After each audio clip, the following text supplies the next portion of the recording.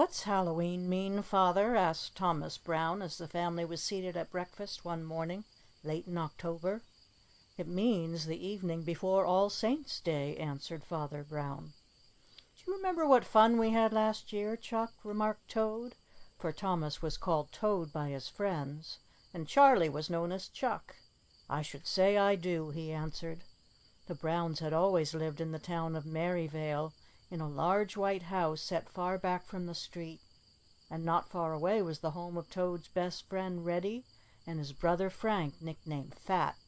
"We had great fun when I was a boy," resumed Father Brown, "for my birthday anniversary falls on Hallowe'en, and your grandmother would always have me invite the boys in the neighborhood to a party on that night."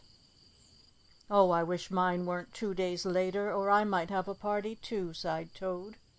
"There's no reason, Thomas," said his mother with a smile, "why you can't celebrate your birthday on Hallowe'en if you'd like to." "Oh, Mother, that's fine!" cried Toad, jumping up from the table and running around to his mother's place to give her a hearty hug. "You always make things right," he added. "We'd better ask all the fellows in school today," suggested Chuck, "for Saturday is Hallowe'en." Toad lost no time when he reached school that morning in giving his invitations to the party, and all the boys were glad to accept, for they always had a fine time at Toad's house. When Saturday morning arrived, Mother Brown sent Toad off to the barn to get some large red apples. "Be sure they have strong stems," she warned him, "or I shall not be able to use them." The apples had been packed in barrels with plenty of straw to keep them from freezing, and when Toad reached the barn he pulled out one after another until he thought he had plenty. Just as he was wondering how many trips he would have to make to get all the apples to the house, a face peeped around the doorway. "Hello, Reddy," laughed Toad. "Come on in and help me with these apples. I've got to carry them up to the house," he explained. "They're for the party tonight."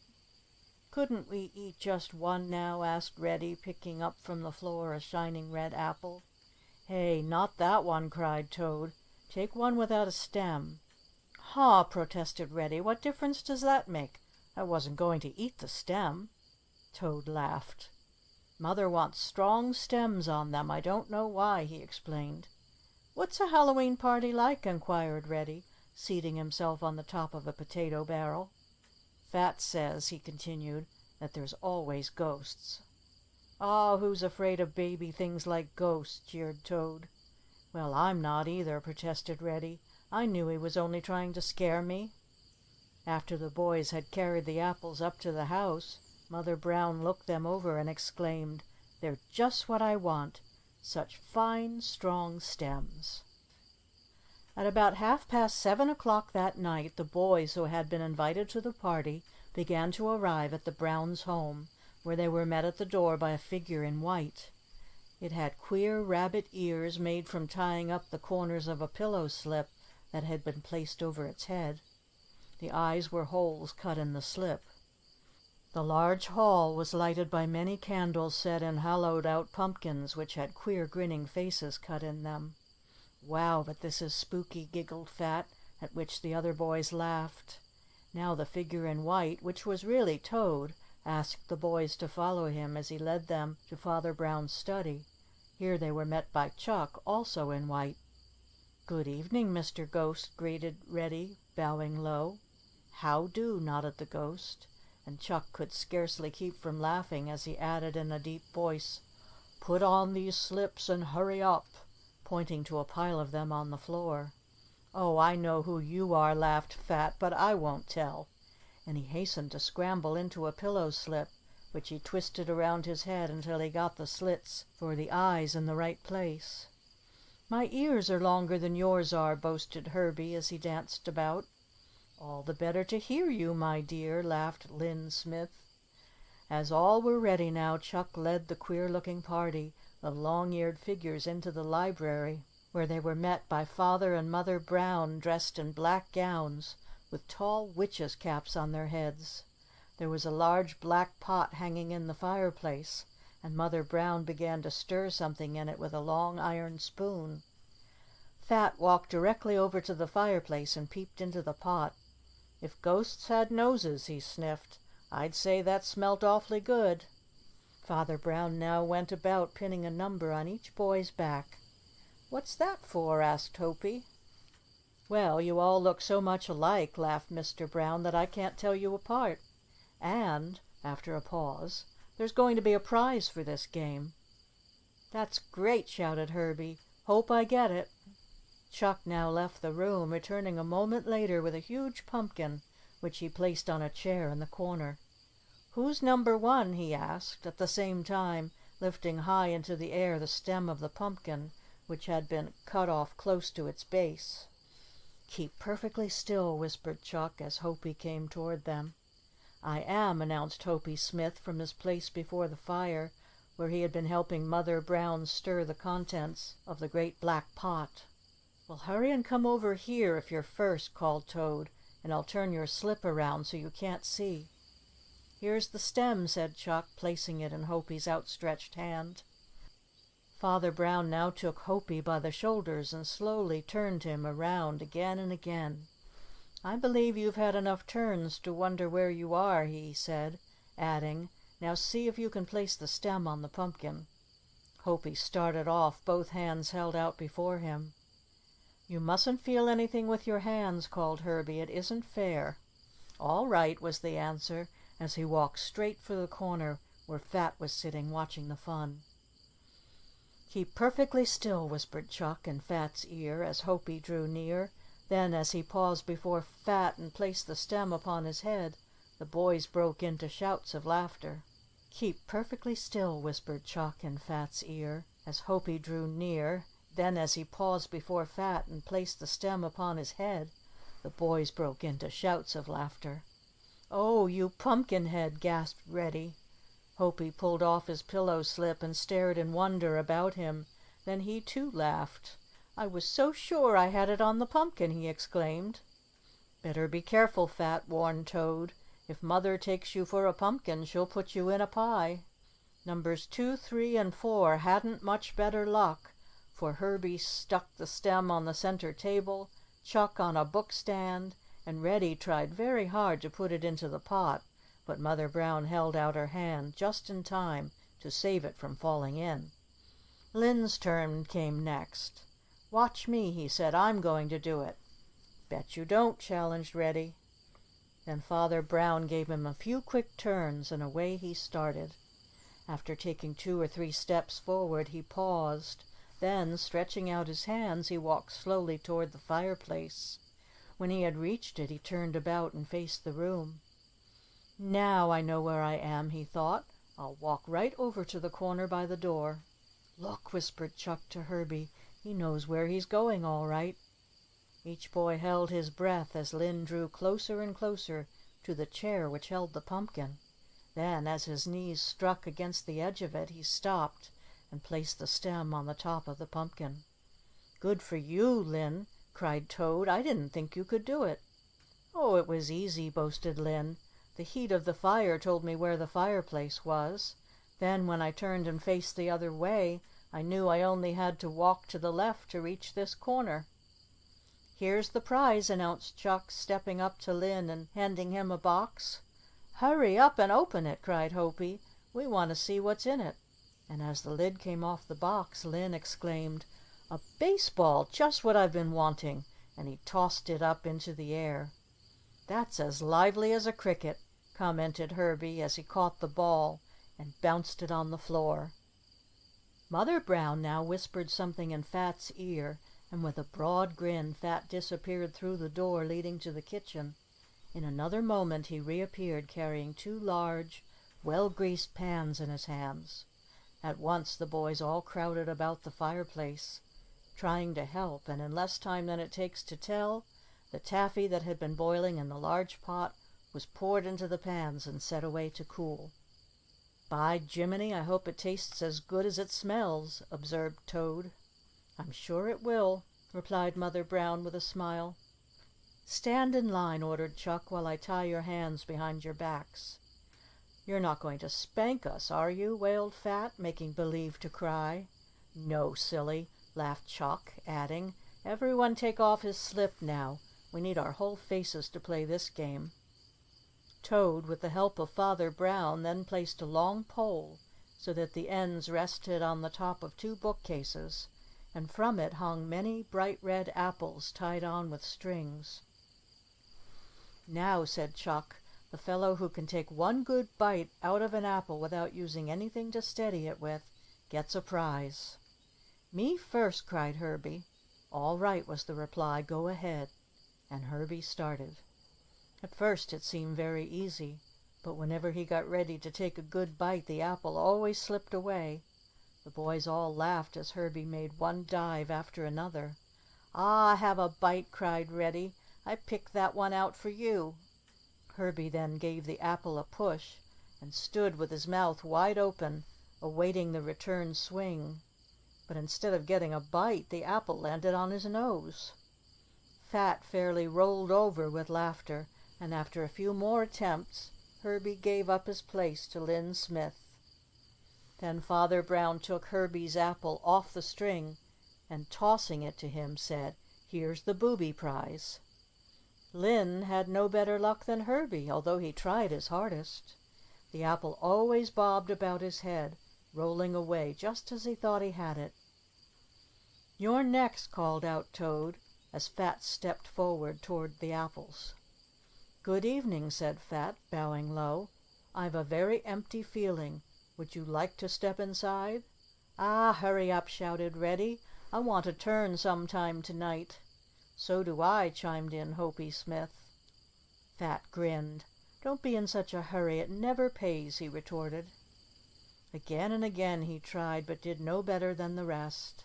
Hopey Smith, who followed, had no success, and then came Reddy's turn. Bending down, he brought his face up under the lower end of the apple, and opening his mouth very wide and bringing his teeth together, with a quick snap, he succeeded in biting a piece out of the apple. "Dandy!" shouted Toad. "He gets the prize!" And as he handed the winner a box, Reddy opened it and exclaimed, "Oh, it's a knife! That's great! And I needed one, too." "That's a beauty!" declared Herbie. "You're lucky, Red." "Don't you think the candy's cold by this time?" whispered Fat to Toad. "Let's find out," suggested Toad, and the two boys walked over to the table where the pans had been placed to cool. Very gently placing his fingertips upon the candy, Fat exclaimed, "Oh, it's just right, plenty cool enough to pull." "Hey, come on, everybody," shouted Toad. "The candy's ready." "I'll get some butter," offered Chuck, running off to the kitchen, saying as he went, "Wait until it comes. It keeps the candy from sticking." When he returned, the boys all greased their fingers well with butter and set to work pulling the taffy. "Let's see which one can make his the lightest," suggested Lynn. "I used to be pretty good at this work when I was young," he laughed. "Well, Grandpa, I'll beat you this time," boasted Toad. "Won't somebody help me out of this?" wailed Herbie, holding up before him two very sticky hands. He had been so anxious to commence pulling his taffy that he had not waited for the butter. "You're a sad-looking sight," laughed Fat.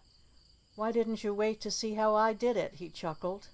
"You'd better go and wash it all off," suggested Father, "and make a fresh start, for there's plenty of taffy."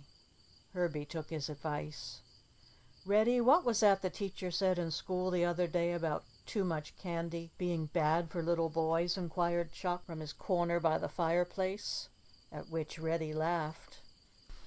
"Come on," he said. "Let's see whose taffy's the lightest." "Yes, everyone hold out his piece," proposed Lynn. "Oh, yours is," admitted Toad, as he saw Lynn's cream-colored taffy. "Looks like a lock of Mary Lee's hair," observed Herbie, glancing at Lynn's piece. "You're always talking about her," teased Fat.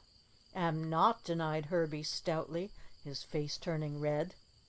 "Oh, look at that dear little blush!" cried Toad in great glee, just dodging a sofa pillow aimed at his head by Herbie. Hopey, leaning back comfortably against the side of the fireplace, heaved a sigh of contentment. "Got a tummy ache?" asked Reddy. "Nope, just enjoying myself," was the answer, as he took another bite from his piece of taffy. "What'll we do next?" inquired Chuck, turning to Father Brown. "I'm expecting a witch at 9 o'clock to tell fortunes," was the reply. I hope she doesn't disappoint us." "A witch!" shrieked Fat in a high, thin voice, making believe to be very much alarmed.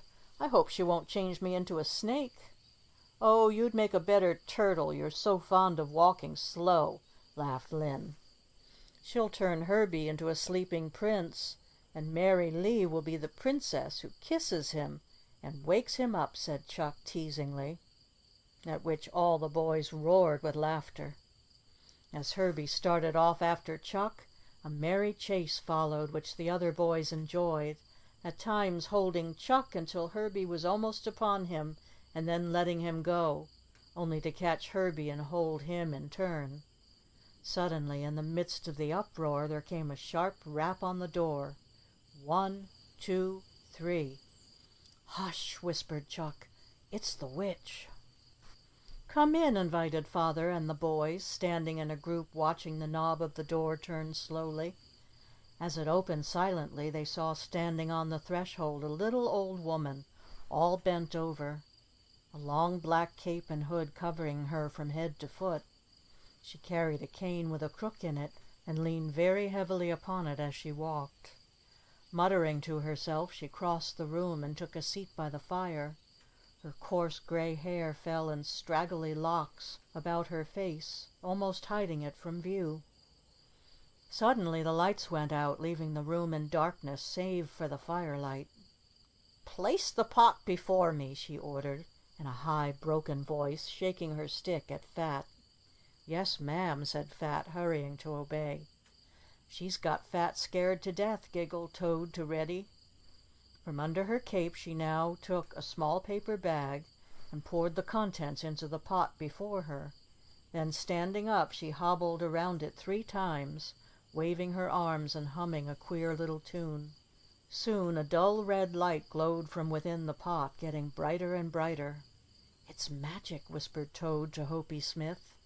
The old witch now sat down again and took from beneath her cape a small pad, a long quill pen, and a queer little bottle filled with milky white fluid. "If you drink any of that, you'll get as small as a flea," said Fat in a low voice. The old witch rapped hard on the floor with her cane.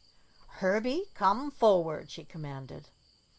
"Go ahead," giggled Reddy, giving him a little push, and Herbie stepped before the witch. She did not notice him at first, being very busy writing upon a slip of paper with the quill pen, which she dipped into a little bottle. Presently she raised her head and handed him the paper. "Bend low thine ear," she said, and Herbie obeyed. "Keep this until I am gone," she added. "Then hold it over yonder candlelight, for thy fortune is written there." Each boy was now called in turn and received a slip of paper. Then the old witch arose. "To those who obey my commands, good luck. To those who disobey, ill fortune," she cried, shaking her stick in the air, and in another moment she had quickly hobbled from the room. Chuck now turned on the lights, and Linn exclaimed, "Where on earth did she ever come from?" "Why, witches come out of the air," explained Toad. "They travel on a broomstick." "Let's see what she wrote on the papers," proposed Hopey Smith. "Yes," agreed Reddy. "She told me to hold it over the candlelight," at which Chuck came forward with a candle that he placed on the center table, holding his slip of paper over the flame. The other boys eagerly gathered about to watch. Soon the paper got hot and letters began to appear. "Look, there's an A and 2 E's and," cried Chuck. "It's quite plain now. I can read it." "Go on," shouted Reddy. "Let's hear it." Chuck began. "If your head will rule your heart, from a cent you'll never part. So tell your heart to rule your head, and all will mourn you when you're dead." "That means if you're stingy, no one will care when you're gone," explained Linn, at which Chuck laughed with the others. Herbie now held his over the light, and as the letters appeared, he read, "Don't always be in too great haste. It often means a dreadful waste. Await your turn and take with ease the peace you want with fingers greased." "That's you and the molasses candy," laughed Reddy, adding, "Here's mine. Your hair may be of brilliant hue, but this should never bother you, for when the winter winds blow most, your head will be as warm as toast." "That's great!" cried Reddy, as all the boys laughed. Fat now held his slip over the flame, and as the words appeared, read slowly, "If you should eat a pound of lemons every other day, you'd grow as lean as any pole, for so I've heard folks say. But if, upon the other hand, you keep on eating pie, you'll grow so big and round and tall, you'll almost reach the sky." "You'd better be careful, Fat, and buy a barrel of lemons," suggested Toad. "I'll order a wagon load," grinned Fat.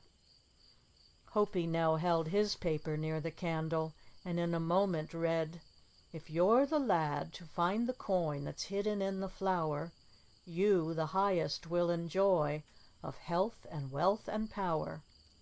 Toad's turn now came, and upon his paper was written, "You're very fond of teasing all the girls and pulling off the ribbons from their curls. But mark my words, these tricks you'll surely rue, for when you're grown, a few they'll play on you." "That's a good one for you to remember, Toad," laughed the others. Lynn now read, "Your mouth may be large, as I've oft heard you say, but your words show a brain that is working. You'll go to the top of the ladder because you do what you do without shirking."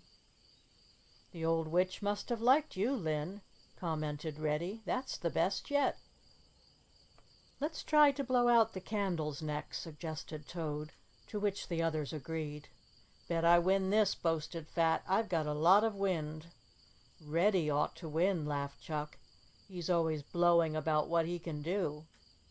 A tray with 10 candles was now placed upon the table by Toad, and the boys got in line while Father Brown lighted the candles. Then, with paper and pencil, he stood near at hand to keep the score. "Only 1 puff each, remember, so make it a big one," he laughed. Fat and Herbie, from their places in the line, began at once puffing and blowing. "Hey, what are you trying to do?" called Lynn Smith. "Start a cyclone?" "No, we're only practicing," was the laughing reply. "I'll puff and I'll puff till I blow your house in," sang Herbie, adding, "Here's where I win." Hopey Smith, first in line, filled out his chest with all the air it would hold and stepped forward. Puff! "How many?" shouted the others. "5," counted Father Brown. "That's a good beginning." Reddy then gave Fat a poke with his elbow. "Move up," he urged. Toad came next and turned around 3 times for luck, and then took a long breath. Puff! "1, 2, 3, 4," called Father. "What?" cried Toad in surprise. "Only 4? Why, I was sure they would all go out." Lynn came next. Standing upon his toes and holding his hands together high above his head, he turned slowly around. Then, leaning down, he gave a great blow.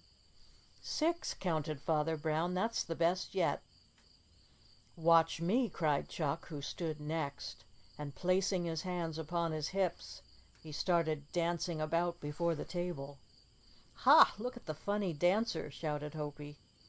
Chuck gave a puff and blew out 6 candles, which tied Lynn's score. Fat, who was now next in line, leaned far over. Placing his hands on the floor, he lifted his right foot and shook it 3 times. Then, standing up, he puffed out his cheeks for a mighty blow. "Look out, you'll bust," warned Herbie. Puff! "By Jiminy, he did it!" cried Toad. "Good boy, Fat," as every candle went out. "Reddy may tie him," suggested Father. "Let's see." Reddy turned 3 somersaults for luck, and standing before the candles blew with all his strength, and 7 went out. "Fat gets the prize, and it's just what he likes most," cried Toad. "Oh, but I'm glad I came," sighed Fat, as he opened the big box of candy that Toad had handed him. "Now all be good children," he added, "and I'll give you each a piece." "Shall we try to find the dime in the flour now?" asked Toad of Father Brown, after the boys had all tried some of Fat's candy and found it very much to their liking. "Fine," agreed Father, "and I'll go to get the pan." When he returned a few moments later he carried a large tin dishpan in his hands, with an inch of flour in the bottom of it. As Toad thought the floor the best place for this trick, the pan was placed there. "How do you do it?" asked Reddy, standing with his back to the fire. "It's very easy," answered Chuck with a grin. "There's a 10-cent piece on the bottom of that pan, and you've got to pick it up with your lips without using your hands to help." "I'd have left my hands at home tonight if I'd known they were to be of so little use," laughed Herbie. "Oh, you'll need them later on," replied Chuck. "See if you don't." "Three at a time," called out Father, in a 3-minute try to see who can find the dime. "Hopie, you, Toad, and Fat try first." The boys screamed with laughter as the queer-looking things bumped about on the table. Down went all 3 boys on their knees before the pan of flour, and down into the flour went the 3 faces. Such a puffing and blowing that the flour arose like a white cloud and settled on the heads of the 3 who were pushing each other about in their efforts to find the money. "They look like a lot of hungry pigs," laughed Reddy. "You're not sick, are you, Toad?" asked Herbie. "Your face looks so pale," at which everyone laughed. Suddenly Hopie Smith jumped up with the flour falling from his face and the dime held fast between his lips. "Hurrah! 3 cheers for Hopie!" shouted all the boys. The pan was now carried out for a supply of fresh flour and a new dime. The 3 boys were brushed off and soon were watching the others try to find the dime. "Say, Reddy, you're an old man," cried Toad. "Your hair is turning gray." "Look out there, Lynn," warned Fat. "You'll turn into a pancake if you eat all that flour." At this Lynn laughed, causing a great cloud of flour to rise from the pan. "Chuck's digging for But before Hopie could finish, Reddy stood up, his dancing blue eyes shining like 2 stars. Between his lips he held the dime. "Good for you, Red!" shouted Toad. "I knew you'd win it." Mother Brown now appeared in the doorway. "Won't you come into the dining room?" she requested, and the boys lost no time in accepting the invitation. "That means something to eat," whispered Herbie. "Wonder what it'll be." As the boys entered the dining room they started with surprise, for there, hanging over the table, was the huge grinning face of a jack-o'-lantern. "Well," exclaimed Fat, "what a sweet face!" which brought a round of laughter from the others. In the center of the table was a large paper pie, and 7 ribbons came from under the crust, each of them having a card on the end. A plate of paper snap crackers of bright colors and the fancy yellow paper napkin at each place gave the table a gay look. "What a funny pie!" laughed Hopie. "What's inside?" "Each one find the card with his name on it. Then we'll all pull together," directed Chuck, "and find out." "Here's yours, Fat," called out Lynn. "You're over here by me, Reddy," announced Toad. "The fun's going to begin in a minute," cried Herbie. "Come on, Hopie, here's yours." "Everyone ready now?" cried Toad, as each one held on to his own ribbon. "Now 1, 2, 3, pull!" And, with a tearing of paper, out came the contents of the pie. Huge wiggly spiders, toads that hopped about the table, mice that looked real enough to frighten any girl, long striped paper snakes, and giant grasshoppers were on the ends of those ribbons. The boys screamed with laughter as the queer-looking things hopped, rolled, and bumped about on the table. "Look what I've got!" shrieked Hopie, holding an ugly-looking spider up to view. "If that was real, I'll bet you wouldn't be within 10 feet of it," said Fat. "I'm going to scare our girl into fits with this mouse," laughed Herbie. "She'll just take one look at it, then hop up on a chair, and won't she be mad when she finds out it isn't real?" "Say, fellows, watch this frog jump!" cried Fat, winding up a green and yellow one made of tin. "Bet mine can beat it," boasted Reddy. "Let's race them." thought yours could hop further than my little Heiny, didn't you?" teased Fat a minute later after his frog had won. "Well, you wait until I get mine oiled up," warned Reddy, "and we'll try it again." When the boys pulled the snappers, the gay paper hats caused great merriment.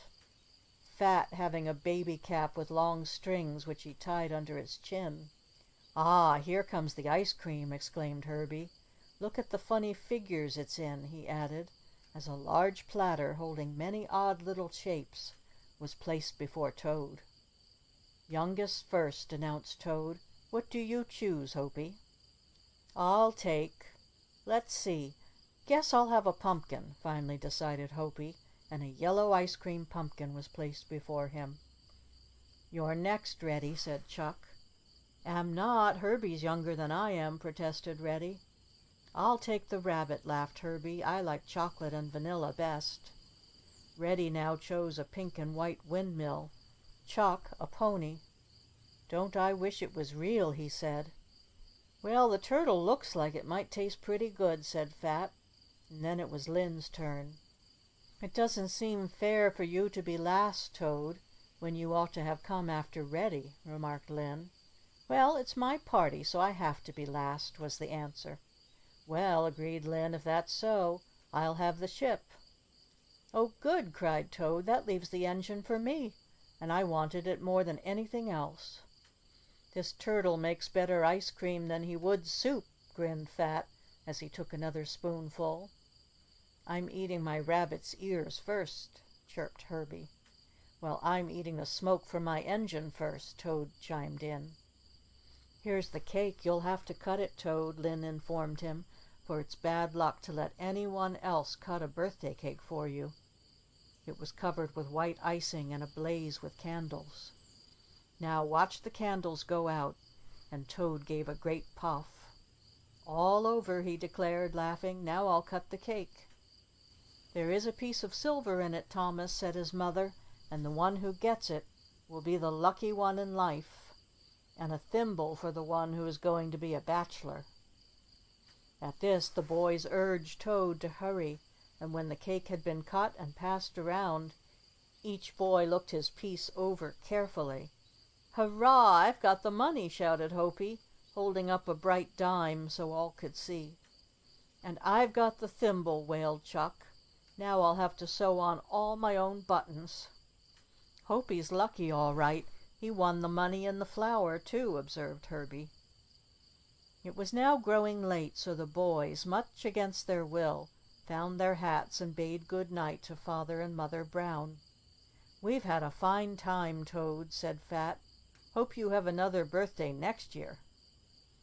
"I'm very sorry to have to do it," announced Lynn, grasping Toad and turning him over his knee.